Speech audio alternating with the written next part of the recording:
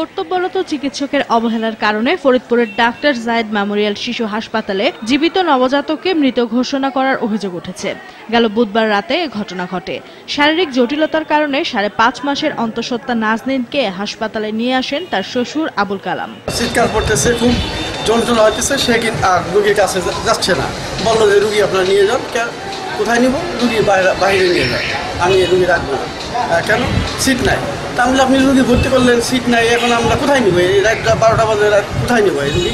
বাচ্চা তো একাই হয়েছে, তারা ধরতেও আসে না, শুইতেও আসে না, কত চিল্লাচিল্লি করে তাদের আনানো বলছে যে বাচ্চা মারা গেছে, একে নিয়ে যান। তখন বাচ্চার যে দাদা আর ফুফা তারা দুইজন কবরস্থানে নিয়ে গেছে। রাতে শিশুটিকে কবর দেওয়ার জন্য শহরের আলিপুর কবরস্থানে নেওয়া হয়। এই যে একটা পাতা কবরের কোনায় রেখে আছে, আমরাও জানি না। তো উনি ভোরবেলা 6:30 6টায় ঠিকই আইছে। আসার পর আমি দেখতে কবর খুঁজতে, আমার লোককে পাঠাইছি কবর খুঁজবার, দেখতে যায় তখন বাচ্চা হলো ক্যাক করে কান্দে উঠছে, কান্দে ওঠার পর হাত মারা হইতেছে। পরে শিশুটিকে উদ্ধার করে ওই হাসপাতালের ইনকিউবেটরে রাখা হয়। সকালবেলা যখন আমি ফোন দিচ্ছি, তখন আমি যখন ফেরিতে, তখন আমার বলছে যে বাচ্চা জীবিত আছে।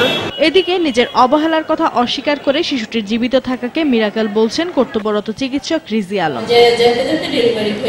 ডেলিভারি হয়ে গেলে আমরা ছোট বাচ্চা 5.5 মাস, তো পর দেখলাম অনেকক্ষণ ধরে থাকলাম, 4-5 মিনিট 10 মিনিট, কিছুই পেলাম না। কিছু না পেলে তখন বললাম বাচ্চা মধ্যে দিয়ে, তো এরপরে আমি সাথে সাথে চলে গেছি। এই ঘটনায় ক্ষুব্ধ হয়ে উঠেছে শিশুটির পরিবার ও স্থানীয় লোকজন।